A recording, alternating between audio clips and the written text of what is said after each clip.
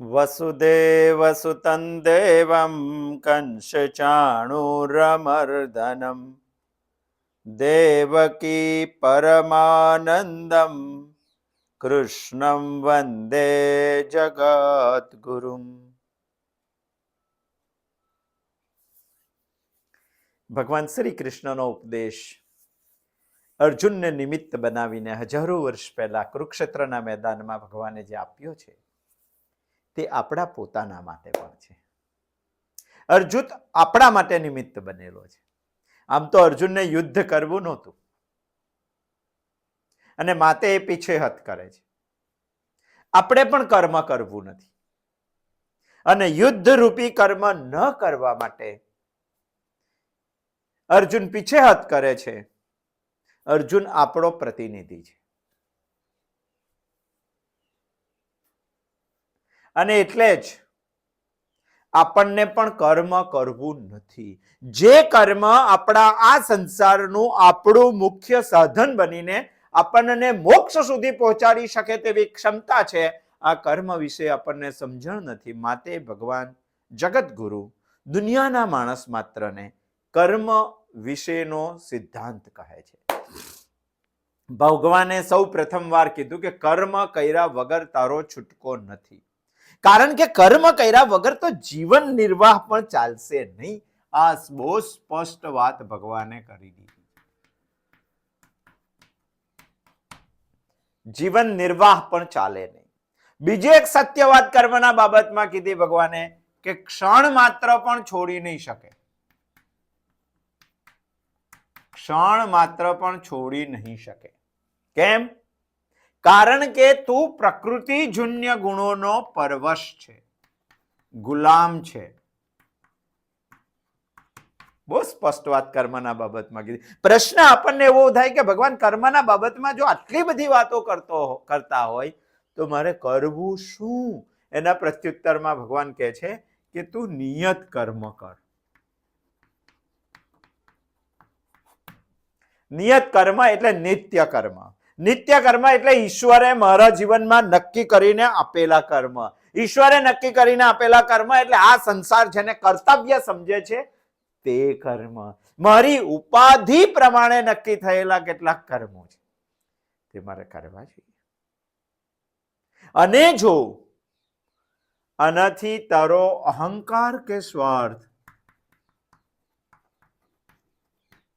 વધશે તો દુનિયાને બતાવે છે કે હું નિયત કર્મ કરું છું, પણ આ તારો મિથ્યાચાર છે. નહીં કશ્ચિત ક્ષણમપી મિથ્યાસાર ચ ઉચ્યતે નિયતમ કુરુ કર્મત્વમ. તો આ ના થાય માટે ભગવાને બીજો એક રસ્તો આપણને આની ઉપર બતાવ્યો કે યજ્ઞાર્થ કર્મ કર. યજ્ઞાર્થ કર્મ કર. યજ્ઞાર્થાત કર્મણોન્યત્ર લોકો યમ કર્મ બંધ. યજ્ઞાર્થાત કર્મણોન્યત્ર લોકો યમ કર્મ બંધન.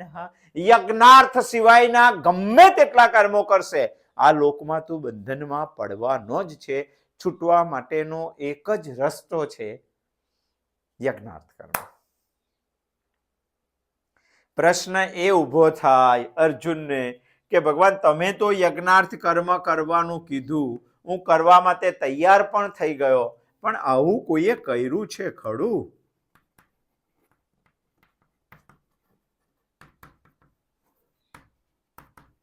પ્રશ્નાર્થ છે. એનો જ પ્રત્યુત્તર ભગવાન 10મા શ્લોકમાં આપે છે. સહયજ્ઞ પ્રજા સૃષ્ટવા પુરોવાચ પ્રજાપતિ અનેન પ્રસવિષ્યધ્વમ એશવોસ્ત્વિષ્ટ કામધુક. ભગવાને 10મા શ્લોકમાં કહી દીધું છે સહયજ્ઞ પ્રજા સૃષ્ટવા. બ્રહ્માજીએ આ સૃષ્ટિનું સર્જન યજ્ઞાર્થ ભાવથી કરેલું છે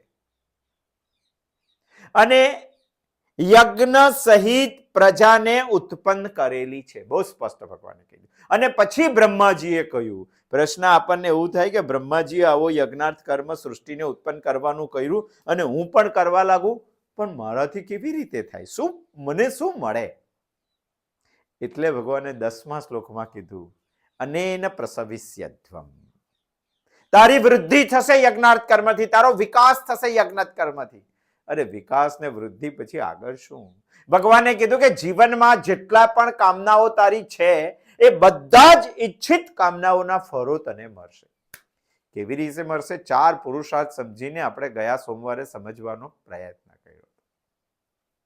પ્રશ્ન આપણને હજુ પણ થાય છે યજ્ઞાર્થ કર્મની સંદર્ભમાં કે ભગવાન તમે તો આ પ્રેયની વાત કરી, ઈચ્છિત ફળ મળશે, ચાલો બરાબર છે, તમારી વૃદ્ધિ થશે, વિકાસ થશે, બરાબર છે, પણ જન્મ પછી શું? મારા શ્રેયનું શું? તમે તો પ્રેયની વાત કરી. તો ભગવત તેનો પ્રત્યુત્તર આપે છે કે તને ખાલી પ્રેય માટે પણ યજ્ઞાર્થ કર્મ જોઈએ અને શ્રેય માટે પણ યજ્ઞાર્થ જ કર્મ જોઈએ. આ બતાવવા માટે ભગવાન 11મો શ્લોક કહે છે. શું કહે છે 11મા શ્લોકમાં? દેવાન ભાવયતાનેન તે દેવા ભાવયંતુ પરસ્પરમ ભાવયંતા શ્રેય પરમ વાપ્સ્યત. તને શ્રેય મળશે. બહુ સુંદર વાત કરી છે ભગવાન. દેવાન ભાવયતા અનેન. અનેન એટલે એ યજ્ઞ માટે, યજ્ઞાર્થ ભાવથી, આ યજ્ઞ ભાવથી કર્મ કરવાથી દેવાન ભાવયતા, દેવો પ્રસન્ન થશે, દેવો ખુશ થશે. આ પહેલું વાક્ય. જો આ શ્લોકમાં 3 વાક્યો આપણે સમજવા જેવા છે. દેવો પ્રસન્ન થશે. શું કરવાથી? યજ્ઞાર્થ કર્મ કરવાથી, યજ્ઞ ભાવથી કર્મ કરવાથી. પહેલું શું કીધું? તારી વૃદ્ધિ થશે, તારો વિકાસ થશે. બીજું શું કીધું ભગવાને? તારી ઈચ્છિત કામનાઓ પૂર્ણ થશે યજ્ઞાર્થ કર્મથી. અને ત્રીજું શું કીધું આ શ્લોકમાં? તું જો યજ્ઞાર્થ કર્મ કરશે, યજ્ઞ ભાવથી કર્મ કરશે તો દેવો પ્રસન્ન થશે. કેવી રીતે પ્રસન્ન થશે તે આપણે જોયું. બીજું શું કીધું? દેવાન ભાવયતાનેન. અનેન એટલે એ યજ્ઞ ભાવથી કર્મ કરશો તો દેવો પ્રસન્ન થશે. તે દેવા ભાવયંતુ. પછી શું કીધું ભગવાને? તે દેવો તને પ્રસન્ન કરશે.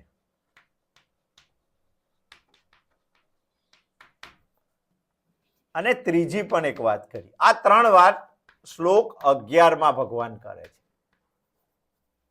આગળ 10માં આપણે આ જોઈ ગયા. દેવો પ્રસન્ન થશે અને દેવો તને પ્રસન્ન કરશે. તે દેવો તને પ્રસન્ન કરશે. દેવાન ભાવયતાનેન તે દેવા ભાવયંતુ પરસ્પરમ ભાવયંતઃ. બહુ સુંદર વાત કરી. એકબીજાને પ્રસન્ન કરીને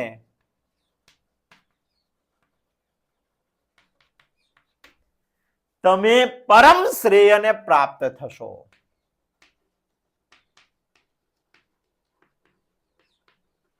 જન્મ જન્માંતરનું સુખ તમને મળશે.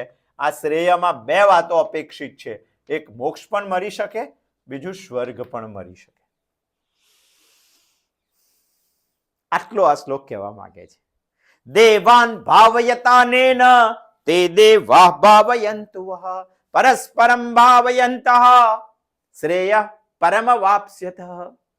પરિણામ કહી દીધું યજ્ઞાર્થ ભાવનું ભગવાને આ શ્લોકની અંદર.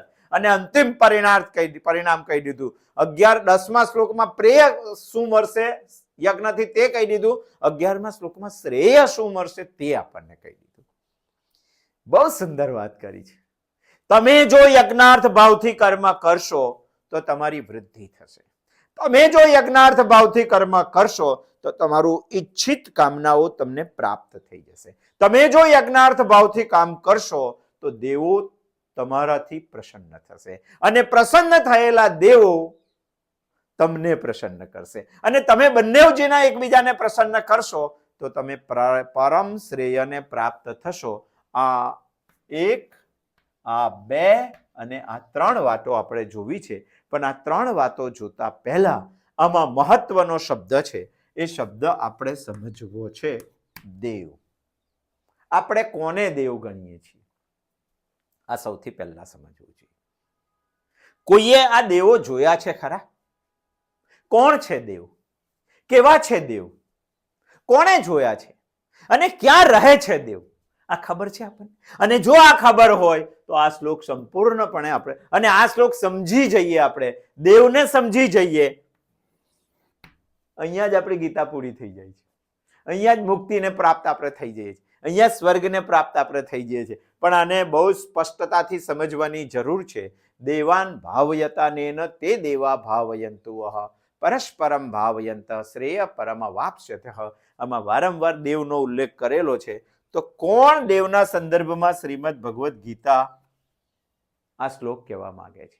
એ દેવ આપણે સમજવો જોઈએ. આપણે કોઈએ દેવ જોયો નથી, દેવ કેવો છે તે ખબર નથી, દેવ ક્યાં રહે છે તે ખબર નથી. આપણા સિવાય કોઈએ દેવ જોયો હોય એ પણ આપણે ખબર, કારણ કે આપણી વૈદિક સંસ્કૃતિ તો કહે છે કે 33 કરોડ દેવતાઓ છે.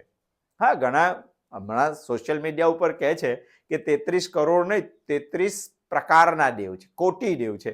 કોટી પણ કરોડ માટે જ છે, અને હોય પણ ખરા 33 કરોડ દેવતા, અને 33 પ્રકારના દેવ પણ હોઈ શકે, અને 33 પ્રકારના દેવ 33 કરોડ પણ હોઈ શકે છે. અધ્યયન કરશું એના માટે. પણ અત્યારે આપણું એવું લઈએ કે ભારતીય સંસ્કૃતિ, વૈદિક સંસ્કૃતિ 33 કરોડ દેવ દેવતાઓ છે એવું આપણને કહે છે.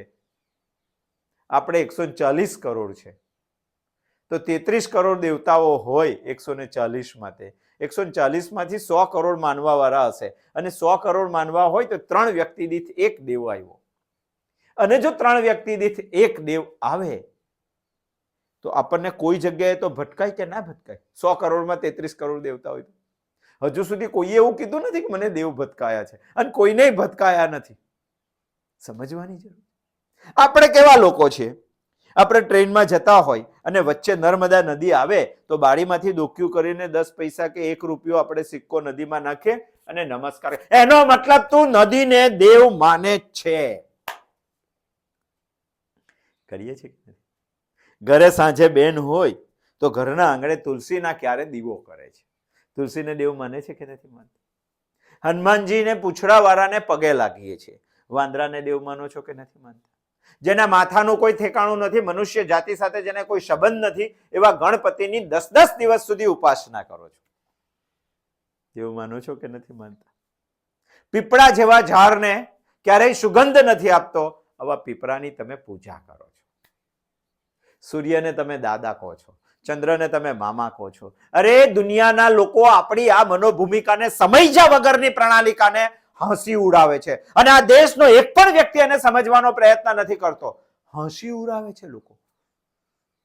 તમારું તો ઝાડ દેવ, તમારો તો છોડ દેવ, તમારો તો વૃક્ષ દેવ, તમારો તો વાંદરો દેવ. વિદેશી લોકો હસી ઉડાવે છે, પાશ્ચાત્ય લોકો. અને આપણા યુવાનો પણ એ હસીની તોલે બેસીને વૈદિક સંસ્કૃતિની હસી ઉડાડતા થઈ ગયા છે. આપણને લાગે છે કે આ બધી અંધશ્રદ્ધા છે. અંધશ્રદ્ધા નથી દોસ્તો. વૈદિક સંસ્કૃતિની દ્રષ્ટિથી દેવ એ તાર્કિક વિચારણા છે, તાર્કિક ચિંતન છે, લોજિકલ છે. દુનિયાને સાબિત કરી બતાવીએ તેવી વાત છે. આ દેવ કોઈ સામાન્ય વાત નથી. અને દેવ શબ્દ શ્રીમદ ભગવદ્ ગીતાએ પણ 3જા અધ્યાયના 11મા શ્લોકમાં વાપરેલો છે. માટે આ દેવ વિશે આપણે જાણવું છે. અને આજે કેવી રીતે દેવ માનીએ છીએ, કઈ શ્રદ્ધાથી દેવ માનીએ છીએ, અને દુનિયા હસી ઉડાવે તો તેનો જવાબ નથી આપી શકતા. વૈદિક સંસ્કૃતિ શું કહે છે તે વાત આપણે સમજવી જોઈએ. આપણે આજે આટલી જ વાત સમજશું, પછી સમજશું દેવાન ભાવયતાનેન તે દેવા ભાવયંતુ પરસ્પરમ ભાવયંત શ્રેય પરમ વાપ્સ્યથ. ભગવાને કીધેલું આ વાક્ય અમોઘ છે. હજુ અંધશ્રદ્ધાથી માનશો નહીં. આ જન્મમાં નહીં, 70 જન્મ લઈને આવશો તો પણ આ વાત સત્ય જ છે. યજ્ઞાર્થ ભાવથી કામ કરશો તો દેવો પ્રસન્ન થશે. પ્રસન્ન થયેલા દેવો તમને પ્રસન્ન કરશે. તમે બંને જણ પ્રસન્ન રહેશો તો તમે પરમ શ્રેયને પ્રાપ્ત થશો. 1001 તકો સનાતન સત્ય વાત છે. આપણે ખાલી સમજવાની જરૂર છે. એટલે તાર્કિક દ્રષ્ટિથી આપણે સૌથી પહેલા એમાં દેવ સમજીએ. દેવને તાર્કિક દ્રષ્ટિથી કેવી રીતે સમજીએ? ચાલો, વિજ્ઞાન શું માને છે? વિજ્ઞાન 2 પદાર્થો માને છે, જડ અને ચેતન. તમે ભણ્યા હોય તો આના વિશે તમે શું વ્યાખ્યા બાંધી? જડ સ્વતંત્ર નથી, અને ચેતન સ્વતંત્ર છે. આટલું તો તમને ખબર જ છે. બીજી એક વ્યાખ્યા આપણને એટલી ખબર છે કે જળને જ્યાં નાખો ત્યાં કલ્પો સુધી એક જ જગ્યાએ પડેલું હોય છે. તમે આજે ચોપડી મૂકીને જાઓ એક જગ્યાએ અને 15 વર્ષ પછી આવો અને એને એક પણ ચૈતન્યનો ચેતનનો સહારો ના લીધો હોય તો 15 વર્ષ પછી પણ તે ટૂલ્સ, તે ટેબલ, તે ચોપડી ત્યાંની ત્યાં જ હોય છે. જડમાં તાકાત નથી એક જગ્યાએથી. હું તમને દેવ જ સમજાવું છું, આ જ લોજિક ઉપર સમજાવું છું, વૈદિક સંસ્કૃતિના લોજિક ઉપર જ સમજાવું છું, વિજ્ઞાનથી શરૂઆત કરું છું. દુનિયામાં કોઈ પણ જળની તાકાત નથી કે એક જગ્યા ઉપરથી બીજી જગ્યા ઉપર જઈ શકે. એ જ્યાં હોય ત્યાં વર્ષો સુધી પડી જ રહે છે. સ્વયં ચાલવાની એમનામાં તાકાત નથી. એને કોઈની મદદની તો જરૂર છે અને છે જ. તમે રથ બનાવી દીધો બહુ મોંઘો, 5 અબજ રૂપિયાનો એક રાજાનો રથ બનાવી દીધો, પણ ઘોડા ના હોય તો ચાલશે? દુનિયાના ગમે તેટલા મોંઘા રથ હોય એને ચાલવા માટે અશ્વ તો જોઈશે. આ ગમે તેટલું મોંઘું શણગારીને શરીર રાખેલું હોય એને ચાલવા માટે ચેતન તો જોઈશે. બાકી આવા તો હજારો શરીરો આ જીવનમાં આપણે જોયા છે, જેને 500 ની નોટો ફડફડાવીને પવન લાખો ને તો પણ આંખ ખોલતો નથી જો ચેતન ના હોય તો. શરીરની પણ તાકાત નથી, એ પણ જડ જ છે. ચેતનનો સહારો જોઈએ અને હમણાં જ એક ભાઈ મને કહેતો કે મારી કંપનીમાં મશીન ઓટો છે. અરે શું ઓટો? એને કમાન્ડ આપવા માટે તો માણસની જરૂર છે જ. મારી સાથે એક દીકરો નાનો, હમણાં એક દુકાન ઉપર કપડા ખરીદવા માટે અમે ગયા હતા. અમે ગયા અને હજુ કાચનો દરવાજો હતો દુકાનનો. દરવાજાની નજીક ગયો એટલે દરવાજો ઓટોમેટિક ખુલી ગયો. મારો દીકરો કહે છે કે પપ્પા દરવાજો ચેતન છે. મેં કીધું કે ના, એ ચેતન નથી. એને તારી જેટલા વજનનો કોઈ માણસ એની નજીક જતો જોઈએ તો જ દરવાજો ખુલે, બાકી દરવાજો ખુલે ના. એ ચેતન, એ જળ છે, ચેતન નથી. એને કોઈ ચેતનનો સહારો જોઈએ છે ખુલવા માટે. એ કહે છે કે મારું 60 કિલો વજન છે તો દરવાજાની સામે 60 કિલો વજન મૂકી દઉં તો ખુલી જાય. પણ 60 કિલો વજન મૂકવા જાય કોણ?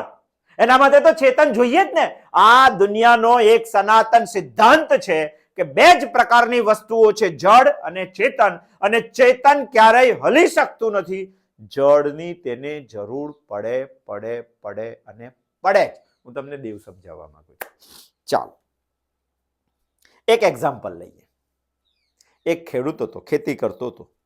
ખેતરના ખૂણા ઉપર જ એનું એક નાનકડું ઘર હતું. ઘરના આંગણામાં એક વિશાળ તોટિંગ ઝાડ હતું. એ ઝાડને ફળ પણ આવતા હતા, ફૂલ પણ આવતા હતા. ચોમાસું પણ સહન કરતું હતું, શિયાળું પણ સહન કરતો હતો, ઉનાળું પણ સહન. બહુ સુંદર ઝાડ હતું. એક દિવસ બન્યું હતું કે એક ચોમાસાની રાત હતી, ગાજવીજ સાથે વરસાદ આવ્યો, પવન પણ પુષ્કળ આવ્યું, વાવાઝોડું પણ પુષ્કળ આવ્યું. એ રાત જતી રહી. ખેડૂત જ્યારે બહાર નીકળ્યો ત્યારે તો વૃક્ષ થડમાંથી નીચે પડી ગયું. ખેડૂત બૂમો પાડવા માંડ્યો આજુબાજુ, મારું વૃક્ષ કોને પાડ્યું, મારું વૃક્ષ કોને પાડ્યું? આજુબાજુના લોકો ભેગા થયા, એ પણ શોધવા માંડ્યા કે વૃક્ષ કેવી રીતે પાડ્યું, વૃક્ષ કેવી રીતે પાડ્યું. એમાંનો એક બુદ્ધિશાળી ખેડૂત હતો, એને કીધું કે ભાઈ રાત્રે વાવાઝોડું હતું, પવન આવ્યો અને વૃક્ષ પડી ગયું. એનો મતલબ તમારે કાન પકડીને માનવી પડશે કે પવને વૃક્ષને પાડ્યું. ચાલો ત્યાં સુધી સાચું. પવન જળ કે ચેતન? પવન જળ કે ચેતન? જો જળ હોય તો તેનામાં વૃક્ષ પાડવાની તાકાત નથી. વૃક્ષ પાડવાની તાકાત નથી. નહીં તો પછી તમારે એને ચેતન માનવો પડશે. આ ભેગા થયેલા આજુબાજુના ખેતરના 100 લોકો હતા. એ 100 લોકો ભેગા થઈને પણ વૃક્ષને ના પાડી શકે એ કામ પવને એકલાએ કર્યું. પવને એકલાએ કર્યું. પ્રશ્ન થાય છે આપણને, પવન જળ કે ચેતન?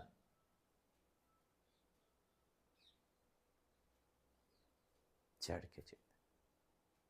આ ગૂંચવાડાનો ઉકેલ વૈદિક સંસ્કૃતિ આપે છે.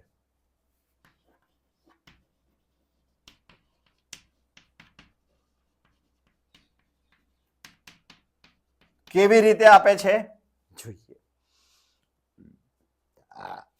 વૈદિક સંસ્કૃતિ કહે છે કે પવન જળ છે, વાત સાચી છે. પવને વૃક્ષને પાડ્યું, આ વાત પણ સાચી છે. જળ સ્વતંત્ર નથી, આ વાત પણ સાચી છે. ચેતન સ્વતંત્ર છે, આ વાત પણ સાચી છે. અને ચેતનની સહાય વગર દુનિયાનું કોઈ પણ જડ ચાલી શકતું નથી, આ પણ વાત સાચી છે. વૈદિક સંસ્કૃતિ શું કહે છે જુઓ, અને ઉકેલ કેવી રીતે આપે છે. કહે છે કે હા પવન જળ છે, વાત સાચી છે. પવને વૃક્ષને પાડ્યું, આ પણ વાત સાચી છે. જળ દુનિયામાં સ્વતંત્ર નથી, આ વાત પણ સાચી છે. ચેતન દુનિયામાં સ્વતંત્ર છે, આ વાત પણ સાચી છે. અને ચેતનની સહાય વગર જળ દુનિયામાં કંઈ ના કરી શકે, આ વાત પણ સાચી છે. આટલી બધી વાતો સત્ય મૂક્યા પછી તમારે એક વાત માનવી જ પડશે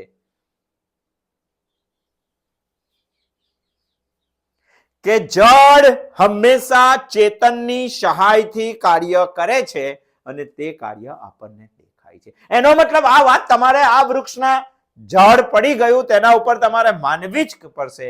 તો આ કાર્ય કરનાર જળને ચેતને સહાય આપી, વૃક્ષને પાડવાનું કાર્ય કરનાર જળને ચેતને સહાય આપી. એનો મતલબ તમારે કાન પકડીને સીધી વાત એ માનવી પડશે કે આ દુનિયામાં થઈ રહેલા બધા જ કાર્યોને કરવા માટે જળ સમર્થ નથી, પવન સમર્થ નથી જળ પાડવા માટે, પણ એ પવનને પરમાત્માએ સહાય આપી અને પવનમાં ચેતનતા આવી અને એને વાવાઝોડા સ્વરૂપે વૃક્ષને પાડી નાખ્યું. જળ હંમેશા, જો બહુ ધ્યાન દઈને સાંભળજો, નહીં તો આ મુદ્દો ચૂકાઈ જશે તો શ્લોક નહીં ચૂકાઈ જાય.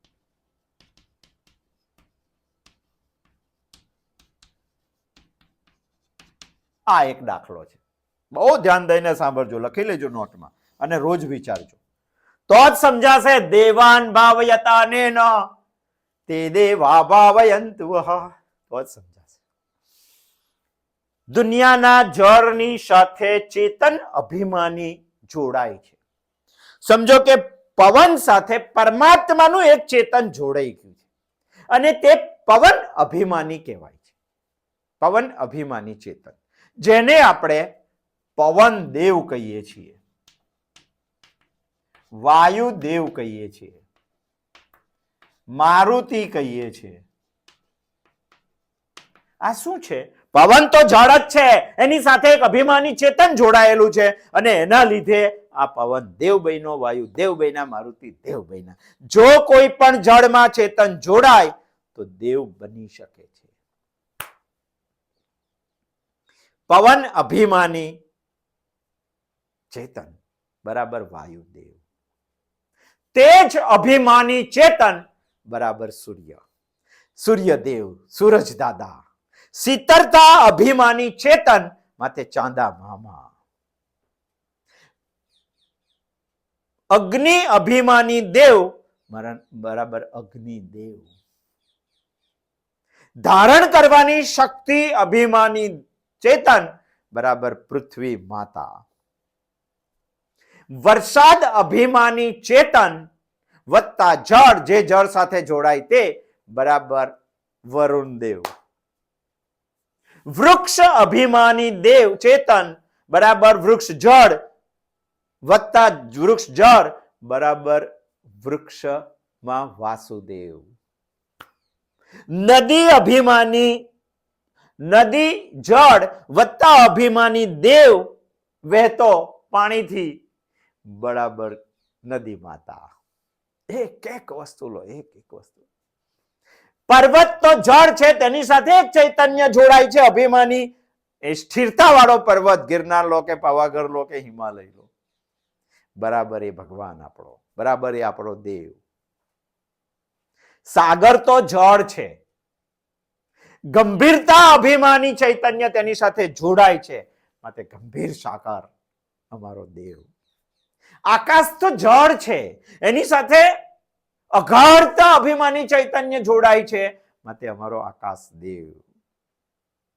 દેવાન ભાવયતાન દેવાન ભાવયતાને તે દેવા ભાવયંતુ. અમારી અંધશ્રદ્ધા છે દેવો સમજવાની અંદર, બાકી તાર્કિક લોજિક થી વૈદિક સંસ્કૃતિ સમજાવે છે કે આ બધા દેવ છે. આ જગતમાં માણસ જ એવું સમજી બેઠો છે કે હું કંઈક કરી શકું છું. દુનિયામાં કંઈક કરવાની તાકાત ખાલી માણસની જ નથી, દેવોની પણ છે. આ શ્લોકથી આપણે સમજવી જોઈએ અને આ દેવને આપણે સમજવીએ છીએ. આ દેવોને પરમેશ્વરે સૃષ્ટિમાં નિર્માણ કરેલા છે અને આ દેવોને નિર્મિતિ સમયે જ યજ્ઞીય ભાવનાથી પરમેશ્વરે જોડી દીધા. સહાયજ્ઞ પ્રજા સૃષ્ટવા, યજ્ઞ સાથે જ દેવોની જન્મ થયેલો છે. એમને જન્મ સમયે જ યજ્ઞાર્થ ભાવ આપણને પણ મળેલી છે, પણ આપણે ભૂલી ગયા છે સ્વાર્થ ભાવની અંદર. બાકી આ દેવોએ યાદ રાખેલું છે. યજ્ઞાર્થ ભાવ જેની સાથે જોડાયેલો છે એટલે કે સમષ્ટિ હિતાર્થે કામ, એટલે કે નિસ્વાર્થ કામ. આ જેની સાથે જોડાયેલું છે, જેને તમે ચૈતન્ય અભિમાની જળ કહો છો, એની સાથે જોડાયેલું છે એ જળ ચૈતન્ય. ચાલો, બરાબર દેવ. અને આ જેની સાથે જોડાયેલું નથી એટલે પામર જીવ.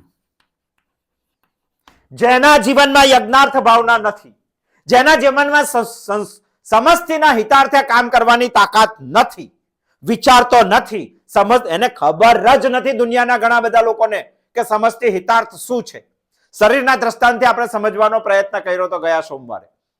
અને જો ના સમજતા હોય ને ના કરતા હોય તો તે બધા જ આ કહેવાય છે. અને જો યજ્ઞાર્થ ભાવના સમજીને જીવનમાં લાવવાનો પ્રયત્ન કરતા હોય તો તે બધા આ કહેવાય. આપણે નક્કી કરવાનું કે હું આમાં આવું છું કે હું આમાં આવું છું. જો હું આમાં આવું તો આને બહુ સારી રીતે સમજવો જોઈએ અને એને પ્રસન્ન કરવા માટે આ એક જ રસ્તો ભગવાને આપ્યો છે.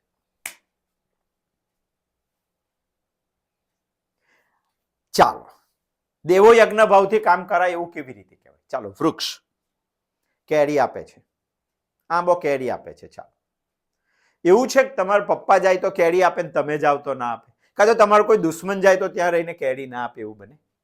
આજ સુધી દુનિયાના કોઈ પણ વૃક્ષને અરે ઓક્સિજન બહાર કાઢતો હોય તો એવું કહે છે કે ભાઈ તું ના લે તો તારા માટે ઓક્સિજન નથી, કાલે તે મને પથરો માર્યો. સમસ્તના હિતાર્થે પોતાનું જીવન ખર્ચી નાખે છે. અને દુનિયામાં જેટલું પણ ચૈતન્ય અભિમાની જળ આપણે જોઈએ છે અને આપણા માટે સમસ્તના હિતાર્થ માટે પોતાનો જો જાન પ્રાણાંતે પણ પ્રયત્ન કરતું હોય તો આ બધું જ યજ્ઞાર્થ.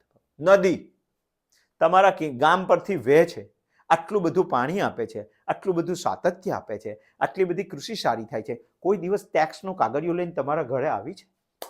સૂર્ય, દુનિયામાં કોઈની તાકાત નથી.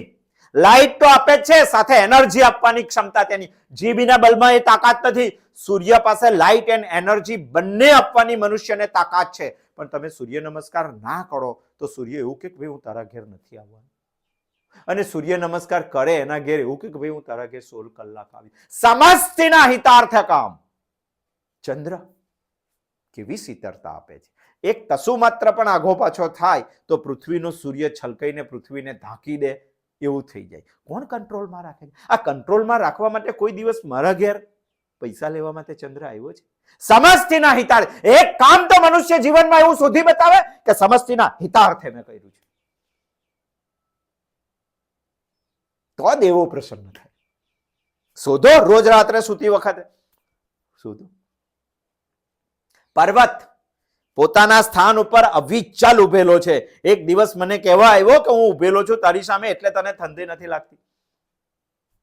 જો તમે પણ આ દેવો કામ કરે છે, પવન અન્ન અને પાણી કરતા પણ તમને વધારે જરૂરિયાત છે, છતાંય કોઈ દિવસ તમારી પાસે ટેક્સની ચબરખી લઈને પવન દેવા આવ્યા છે?